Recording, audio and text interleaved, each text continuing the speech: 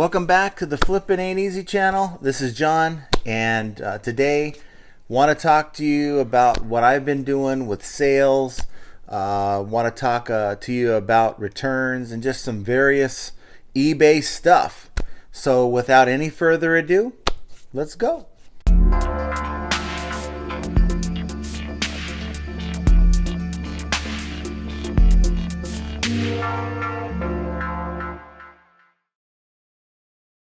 So I was talking to my wife the other day, and she had to break the news to me that my videos have been kind of bland. And, it does take feedback from, sometimes honest feedback from someone who's close to you. And I do have a personality, believe it or not, but it's just kind of hard to show it on camera. So we're trying to do some things that are different here. We're going to try to change the format up a little bit, maybe even change up some of the graphics. Not in this video, but maybe in future videos to come. And that's just going to take time I really don't have right now. I'm really grinding and putting a lot of work into my eBay stores, and we're going to talk about that here in a minute. But yeah, definitely want to show you. Yeah. Anybody ever have that with your Alexa-based device and it's not set up yet and it constantly talks to me? So if you hear that stuff in my videos, I'm sorry. But really, we're trying to have some personality in these videos, and I apologize to you. When you're in camera for the first time, this is the first year I've done this, and you can tend to lose your personality and all that. So gonna try to be as fun and positive and upbeat as I can. I'm very thankful to God that I have my health after fighting this thing for a good 2 weeks. Put me out of commission for my eBay business for about 3, if we're being realistic. And now I'm able to put in full days without being exhausted, and I'm just happy and thankful for that. But you guys didn't tune in to hear about my health or anything like that. I appreciate those of you who actually have checked in on me and are wishing me well, and I appreciate that. But really, you guys tuned in to learn something, hopefully. And so I want to talk to you guys about some things. One thing I want to talk to you guys about are returns. Any of you guys out there dealing with customers who have opened returns? I had a customer who opened a return with a Halloween costume about 3 weeks ago. Had another customer open a return for another electronics item, and they claim that the first one claims that the item didn't fit, and then the electronic item, they claim that I sent them the wrong thing. Yet both returns timed out. So I'm seeing a lot more of that lately. I don't know if just people aren't taking the time to return the item. They just forget about it. They don't want to deal with it. But I believe what's happening is the date that you're assigned. So if you look at the return, it'll say if the customer hasn't returned the item by such and such a date. Generally, it's 5 business days after that date. eBay will step in and automatically close the case, and your money will be released back to you in managed payment. So I've had a couple of those things. I've had a couple customers contact me and complain that I sold a couple different used items. One was a large juicer. It's one of those manual ones. You don't plug it in. It's just a cast iron orange colored juicer. Pretty nice looking, but I totally screwed up. I put this thing up. I don't know. I was using Ink Frog at the time, but again, it's my fault. I put the going price, I believe it was like $79.99, and in Ink Frog, somehow, some way, the sale price was posted as $35.99. Now this is free shipping, and this thing was about like 12 pounds. It's pretty heavy, and someone jumped on it like right away, and it was a used condition, and just got a message today saying, hey, this thing looks like it's been used, And what do you want to do about it? Customers like to say, what do you want to do about it? I don't understand why they do that. Yet I told him, I said, look, I made a mistake. You got a great deal on this. I said, I can't sell this used at this price. Or actually, I couldn't buy another one used at this price. I said, I'll be glad to take the return back if you don't like the deal you got, because you got a great deal on this. And I haven't heard back from him. And I really don't think he will contact me back, because they know they got a good deal. But they're trying that shakedown move. But they know that sellers don't want to deal with a return. So they want that message back saying, hey, how about I give you like $10 back, and you just keep the item. Well, I tend to weigh that circumstance. So if the situation warrants it, let's say I made a mistake, there's something that maybe I didn't notice with the item that I didn't mention in the listing. If they're willing to keep the item rather than take the return, they can show me proof that this is an issue. I'm more willing to consider dealing with giving them like $10, $20 on a more expensive item if it'll remedy the situation, because I'm going to spend that same $10 to $20 on that return label. And if the customer can do more than verbally prove it, they have to show me physical proof that somehow I made a mistake on the listing, and they're willing to take that money rather than spend it into a return label, I'll do that. And a lot of times the customer's satisfied, and it's just one of those things where you don't have to deal with it. I don't have to worry about a package being sent back, processing a return, even having that return on my return ratio, which I'm trying to bring down. You should always strive to bring down your return ratio and try to keep that return ratio under 5%.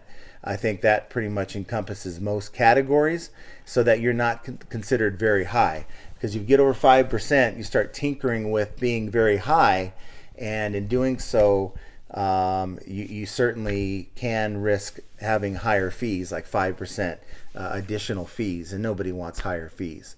So in working with my customers, and they know to contact me if they see there's a problem, because I have that little slip that I put in all my packages. But I think sometimes these customers think, because they've been conditioned by previous transactions, that all they have to do is say that little phrase at the end of their complaint, how would you like to handle this, or what do you want to do about it? And somehow that obligates us to give them money back, because it's worked for them before. And I will only do it under certain circumstances. This time I told them, with this juicer, I said, look, you got a great deal. I'm more than happy to do the return, because I can sell this for almost double what I accidentally sold this item to you for. And I'm not going to cancel a sale. I made the mistake, and I knew it. I told my wife, I said, what a bonehead I am for, somehow putting this thing down at half the price that I intended to list it for. And but it turned out I made like $5 on the deal after shipping. The shipping was quite expensive. Out of the $35.99 or whatever it was, I think it was like $20 to ship, eBay fees and everything. I only made like $5. So they want to send it back, I'll be glad to do it. Of course, I have my return set to buyer pays return shipping, and they want to send it back, it's going to be on their dime. So put down below what you guys have dealt with. If you're dealing with these kind of customers who are constantly, asking you how you want to handle the situation, you feel like they're fishing for money back.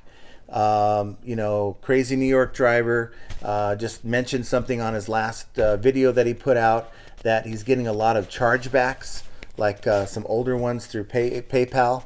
And this is the time of the year where with the bad economy, Christmas coming up, people are hard up for money, and they're going to find ways to get money when they can, and sometimes that's doing a chargeback. And speaking of chargebacks, wanted to give you guys an update on something that I just came across. Many of you guys remember that I put in for a few chargebacks through directliquidation.com. And one was a series of pallets that I bought about May of last year. And the one pallet I bought was a lot of speakers. These were Bluetooth speakers, various size speakers, and the speakers just came beat to absolute hell. So I contacted them. I said, this is no good. I gave them pictures and everything. They agreed to take back the pallet, so I had to wrap the pallet up on the little crate that they sent with it. They sent out a freight carrier to pick up the pallet, and I had another similar type pallet that was coming to me, and I said, hey, look, these are video game consoles, and if you're saying that there's a chance that these can come in the same condition, we're going to have an issue here. And I was right. Those items, those video game consoles came banged up, some taken apart. Some I was able to fix because I have some expertise in that, dealing with video games, and they agreed to give me half my money back on that, and I just kept the items, which worked out for me. I think I made a little bit of money on that. I wouldn't have been able to make anything if they didn't agree to that. So there's 2 refunds that they had set for me, and fast forward, about a month and a half later, I'm moving to Vegas, still buying stuff from them, and I just didn't even realize that I didn't get either refund on my credit card. So fast forward to about a couple months ago, about 3 months ago, getting absolutely nowhere with them, and they had a new employee that was now dealing with me who didn't have a lot of the information, even though I sent them the copies of the email correspondence that I had. And, they just dropped the ball. They actually tried to say that I owed them money for that return shipping, which was definitely not something I would agree to have paid for that pallet to be returned back to them. So we sort of had an impasse, and then to the point where they stopped returning my messages. They didn't answer any of my emails. And so what was I to do? So I contacted my credit card company, Capital One, and they allowed me to do a chargeback for both transactions. Now I spent about 2 hours because they want you to upload all these documents, emails, calculations, and I wasn't asking. I think it was the first transaction was $1,900. The other one was $2,800. It was like $4,700 in transactions. But I had explained that the one transaction for $1,900 that definitely wanted a full refund on that, and the other one was only half. And so time went on. Didn't get any response from them. I contacted them about a week ago and said, look, what's going on with this? And he came back and said, look, you filed past the 120-day deadline. And really, we try to advocate on your behalf through MasterCard, who is what I use the MasterCard, Capital One MasterCard to pay for the pallets. But MasterCard, they're not going to approve this. And I said, well, that's no good. I'm out the merchandise, and I'm now out the money. They were going to put the whole thing back on my account. I said, look, at the very least, can you do something about the interest? Because normally what happens is when you pay with a credit card, that money, that interest that would have normally been accrued on your card is slapped on when they put that money back onto your card. And so he's like, hold on, let me see what I can do for you, because he felt bad because I was given bad information over the last 2 months by their Capital One reps. He came back on the line and said, hey, I've got good news for you. And I'm thinking he was able to waive those interest fees. He said, hey, we dropped the ball. We should have given you a letter saying that these charges were denied, and we didn't do that. And as a result, we have to eat the whole thing. And the whole thing being the $1,900 and change, and the $2,800 for the other pallet. So direct liquidation didn't eat that, but Capital One had to eat both charges, and that was more than what I was asking for. So it was a windfall. It worked out for me. And God works in mysterious ways. This is by no means a religious channel, but I believe in God. I'll just tell you that right now. And the fact that I was out for a good 2, maybe 3 weeks, productivity, it's just awesome how that worked out. And so write it off however you want, but it just, it could be karma, can be any higher power you want to talk about. But in my mind, God stepped in and took care of that situation. And this week being truly the first week that I've been back to full health, where I can get up in the morning, ready to go, get out there, work, do my routine, and I can work from about 9 a.m. all the way to about 10, 11, maybe even midnight, with a couple breaks in between to eat, maybe to kind of relax for maybe 30 minutes, take a standard lunch break type of situation. And I'm feeling good at the end of the day. And things have changed tremendously for me, to the point where, I'm grinding away, listing, 30, 40, 50 items. Now remember, with the business that I'm in, the stuff, if you haven't seen some of the stuff that I'm pulling out of these boxes, check out my last video. I have a link right there for you. But, we have to go in and we have to check the item, take everything out of the box, make sure the set is complete, make sure that the thing works. You got to plug it in, and sometimes you don't even have all the components to see that it works, except that it powers on. Take good photos. We're talking for each item maybe 5, 6, 7, 8 photos, right? As many photos as necessary to show the customer that you have a complete item here. Doing that, and repackaging everything, and then taking everything, putting into a pile of items that I have to now deal with. And so I'll get about 50 items in a pile, and then so I'm sitting at my desk, I'm formatting the photos through Remove BG, the website I was telling you guys about. It takes time to get, we're talking 150, 160 photos for a pile of goods that you're selling, and then you go on and you create a listing for each one. Now I got to tell you, I used to do my listings on InkFrog, or and that was sort of like if you've used Octiva, those kind of listers.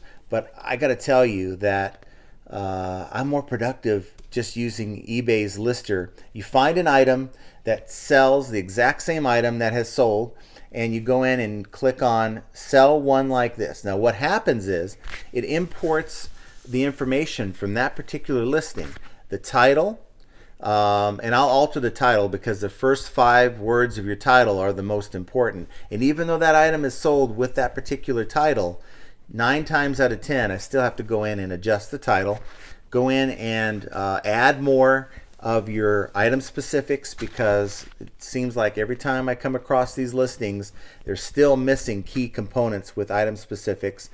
I have a standard format I use for my description. It's to the point. I put item condition, put my best explanation of the item condition, item features. I try to put some bullet points as to the item's features, so that it really cuts down on the number of questions that I get, because most customers, I'm surprised, will actually read the item features and see that it may or may not meets their needs before they contact me, which is really few and far between. I may get one message a day, whereas when I first started, I was getting them all the time, and I realized you need to put more information in your item features. So I've found that that's really helped me. I'm more productive. I'm faster when I'm listing directly through eBay than through InkFrog and dealing with their error messages and it telling me that it's timed out and I have to keep trying, and my photo is not formatted right. But I've never had that problem with eBay, and so of course I've canceled InkFrog, and the downfall to that is all their listings that I had, I think I still had 200 something listings from InkFrog. I have to go in now into eBay and to format those manually to change the description, because it's no longer showing my description that I had with InkFrog. It was a pretty nice template they had, but honestly, those sites aren't generating any more sales. I'll tell you what's generating more sales. It's getting your butt out there, working extra hard. If you're used to listing 5 listings, try to find a way to list 7 to 10. One little thing, after you get your first 100 listings on there, for every item you sell, list 2 to 3 times the number of items you are able to sell, and you're going to build your store. And so I'm grinding away, but as a result, I just had a $1,400 weekend from Friday afternoon till Sunday night. That's what we're dealing with. We're dealing with 21 sales on eBay, and I spent my evening doing my shipping. And that's what I'd recommend to you as well. If you're going to ship, try to ship in the evening, because when you wake up in the morning, you want a fresh slate. You know, while it's great to wake up to 10 to 20 sales that you have to ship, you know, it really just takes a lot of your energy away. I don't have to worry about any sales except for the few that I've had overnight. That's only going to take me about 20-30 minutes, and I'm ready to go. I'm going to go out there and do my routine, find about 40 or 50 items that in this batch of stuff that you know, these boxes that that I bought, and I'm going to get to work. And while I'm going to put in a good 10 hours tomorrow, by the time it's all said and done, I'm going to have about 40 to 50 items listed. And I can tell you, eBay's algorithm really likes that, because you know, I think Thursday is when I really started grinding and getting these listings up, and it's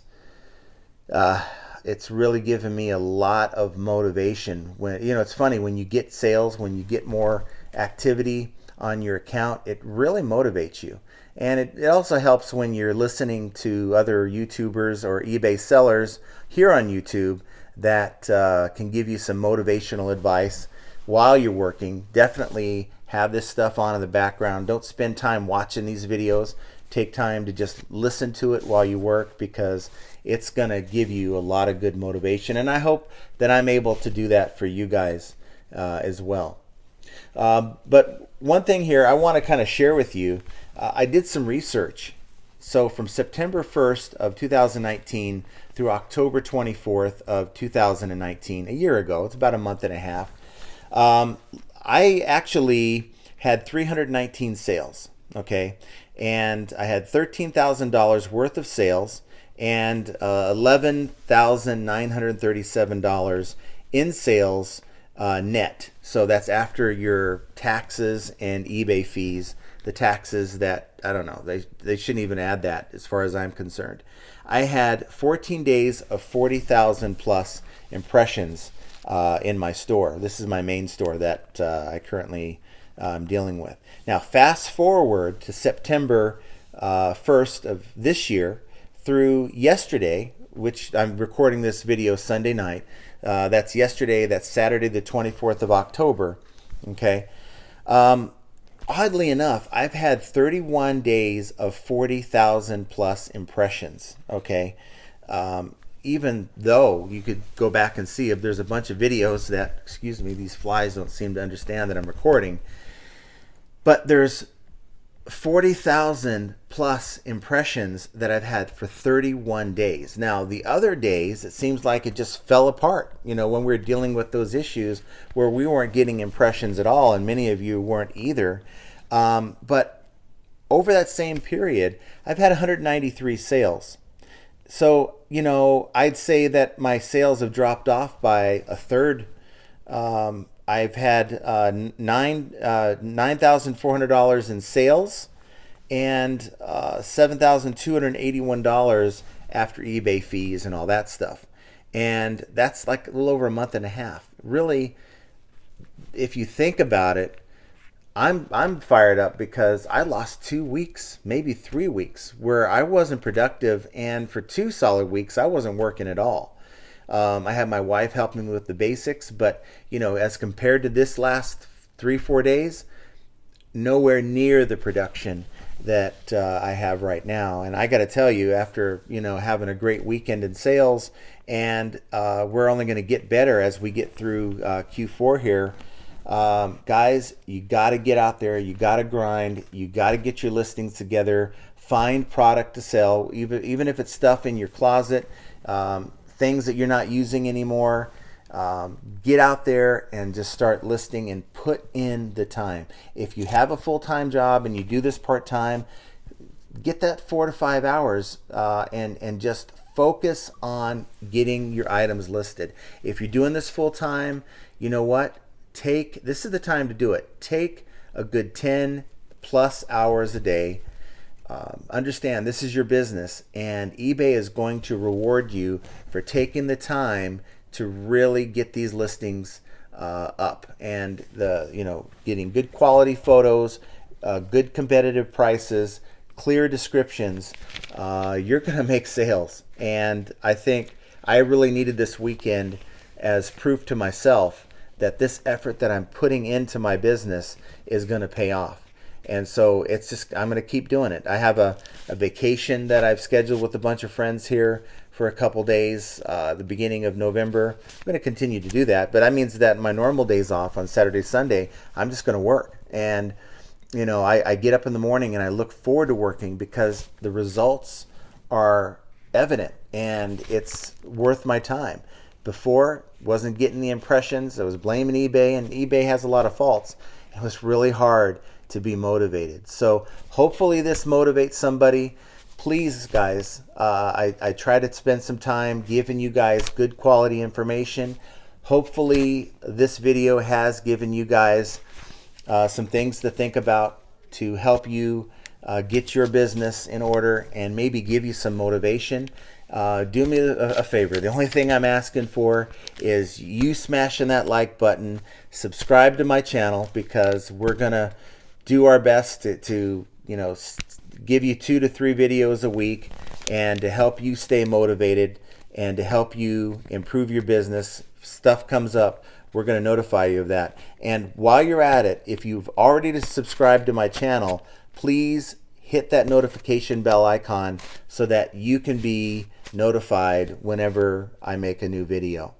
So with that said, I want to thank you guys for getting through 28 minutes of this video, and grind away. This is the time to do it. Let's all do our best to improve our stores and just keep trying to make those sales. So just want to tell you guys, I'm out, and we'll talk to you here in a few days. And just know that flipping ain't easy.